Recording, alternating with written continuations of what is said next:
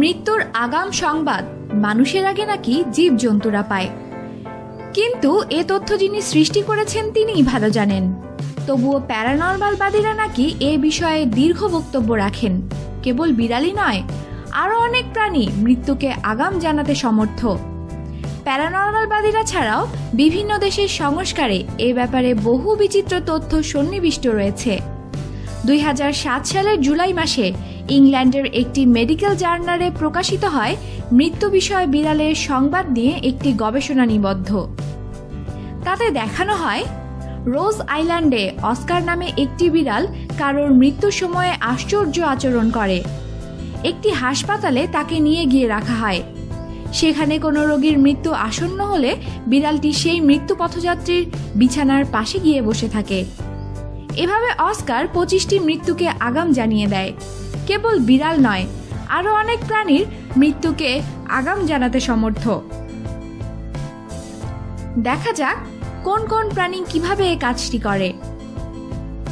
একটি প্রাচীন প্রবাদে জানানো হয়েছিল, প্যাঁচা গান গাইলে জানতে হবে কারোর মৃত্যু আসন্ন। প্যাঁচার একটি বিশেষ ডাককেই এখানে গান বলা হয়েছে। ক্যাথলিক সন্ন্যাসীরা প্যাঁচাকে দীর্ঘকাল ধরে ডেভিলের অ্যাসোসিয়েট বলে বর্ণনা করে এসেছেন। কালো প্রজাপতি সম্পর্কেও একই ধরনের সংস্কার বহু সভ্যতায় বহমান রয়েছে। আসলে এটি এক প্রকার মত। রাতচরা কালো পতঙ্গকে অনেকেই অশুভ ইঙ্গিতবাহী বলে মনে করেন।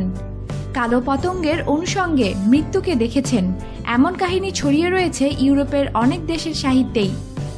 শরদিন্দু বন্দ্যোপাধ্যায়ের অবিস্মরণীয় ছোট গল্প মরণ ভোমরায় একটি কালো ভ্রমর ছিল, অনিবার্য মৃত্যুর অগ্রদূত। বাদুড়কে দক্ষিণ আমেরিকায় মায়া ও আজটেক সভ্যতায় মৃত্যুর অগ্রদূত বলে মনে করা হতো। বাদুড় খুবই রহস্যময় প্রাণী। ইউরোপের সংস্কৃতিতে তার স্থান পরলোক আর ইহলোকের মাঝামাঝি একটা এলাকায়। বাদুড় নিয়ে মৃত্যু সংক্রান্ত সংস্কার কম নেই।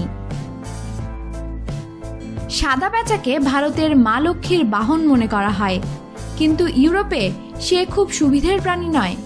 বাড়ির আশেপাশে তার উড়ানকে অনেকেই মৃত্যুর পূর্বাভাস বলে মনে করেন। এ ভাবনার পেছনে কাজ করছে উইচক্রাফট নিয়ে ইউরোপীয়দের দীর্ঘকালীন সংস্কার। সাদা প্যাঁচা উইচদের অ্যাসোসিয়েট হিসেবে প্রসিদ্ধ। উইচদের সম্পর্কে নেতিবাচক মনোভাব সেখানে দীর্ঘকালীন। তবে এই ব্যাপারে ইতিবাচক পদক্ষেপ নিয়েছিলেন J.K. রাউলিং। হ্যারি পটারের অ্যাসোসিয়েট হেডউইগ একটি সাদা প্যাঁচা। সে কখনোই অশুভ নয়। শাস্ত্রমতে মৃত্যুর আগে যমরাজ প্রত্যেককে পাঠান 4টি চিঠি। কিভাবে চিনে নেবেন সেই চিঠিগুলি? আত্মহত্যাকারীদের আত্মার কি গতি হয়, কি বলেছেন বিশেষজ্ঞরা? কালো ঘোড়াকেও মৃত্যুর অগ্রদূত মনে করে ইউরোপ। কোনো শবযাত্রায় যদি কেউ কোনো কালো ঘোড়াকে তার দিকে তাকিয়ে থাকতে দেখেন, তাহলে ঘাড়ে মৃত্যুর নিঃশ্বাস ফেলছে বলে ধরে নিতে হবে। পশ্চিমে এমন বিশ্বাসও রয়েছে যে কোনো মোরগ যদি কোনো মুরগির সঙ্গে কথা বলে, তাহলে নাকি কয়েক ঘন্টার মধ্যে সেখানে কারোর মৃত্যু ঘটবে। তবে এমন ক্ষেত্রে নাকি অবিবাহিতা মেয়েদের মৃত্যুর আশঙ্কাই বেশি থাকে। যদি দুটি মুরগি একটি মোরগের সঙ্গে গুফতগু করে, তাহলে জানতে হবে কোনো দম্পতির মৃত্যু আসন্ন।